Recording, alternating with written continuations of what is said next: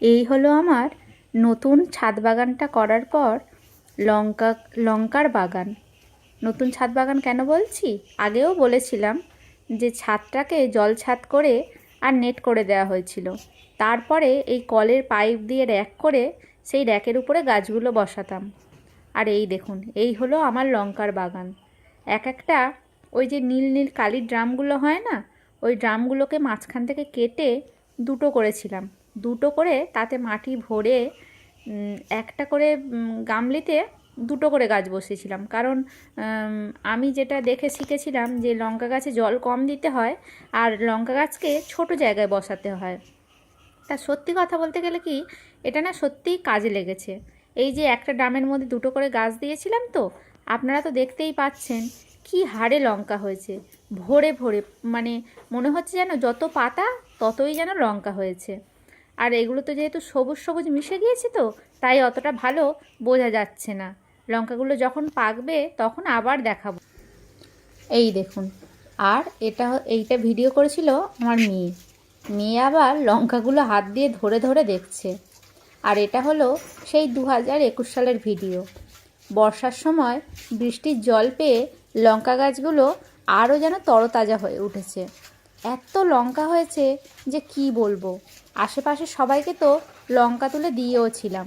সবাই বলছে, বাবা এত লঙ্কা হয়েছে। এমনকি তারা তো ছাদ বাগানে দেখতেও এসেছিল। আর একটা দুঃখের খবর দিই আপনাদের। এই লঙ্কাগুলো যখন হয়েছিল না, ছাদে তো প্রচুর ইঁদুর থাকে। এই লঙ্কাগুলোকে পুরো কুচিয়ে কুচিয়ে না প্রত্যেকটা গাছের টব ভরিয়ে রেখে দিত। কিন্তু কি করব, কিছু করারও নেই। আর এত লঙ্কা তুলেও বা আমি কি করব। তাই এগুলো দেখে কষ্ট হলেও এগুলো দেখেই যেতে হতো। আর এই দেখুন, অনেক দিন বৃষ্টি হওয়ার পর কি সুন্দর সকালবেলা ঝলমলে রোদ উঠেছে। আর গাছের পাতায় রোদ আর বৃষ্টির জল পড়ে কি সুন্দর দেখতে লাগছে। গাছগুলো একদম চকচক করছে। আর গাছগুলো এত ঘন আর ঝাড় হয়েছিল যে কি বলবো।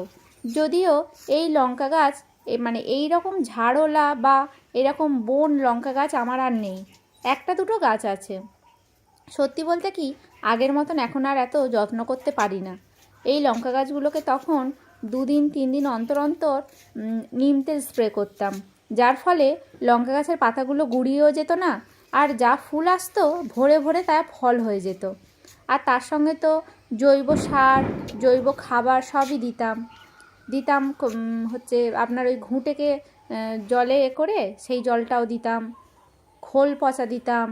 আর এই দেখুন, আরও কিছুদিন পর লঙ্কাগুলো পেকে হলুদ হয়ে লাল হয়ে গিয়েছে। এই লঙ্কাগুলো তুলে একটা থালায় করে রেখে দিলে এত সুন্দর দেখতে লাগতো যে কি বলবো। আর এই সবুজ সবুজ পাতার মধ্যে লাল লাল লঙ্কাগুলো দেখলে মন ভরে ওঠে। এত লঙ্কা হয়েছে যে কি বলবো।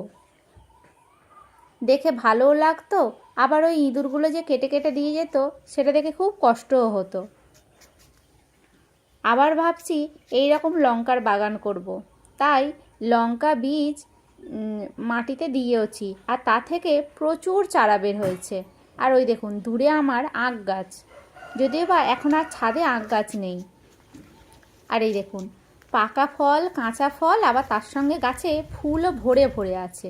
এই দেখুন ভিতরে ভিতরে লাল লাল লঙ্কায় ভরে গিয়েছে। এই লঙ্কাগুলো তুলে থালায় করে রোদে শুকিয়ে রেখে দিলে কিন্তু শুকনো লঙ্কাও হয়ে যাবে। যাই হোক, আজকের ভিডিওটা এই পর্যন্তই। কেমন লাগলো জানাবেন।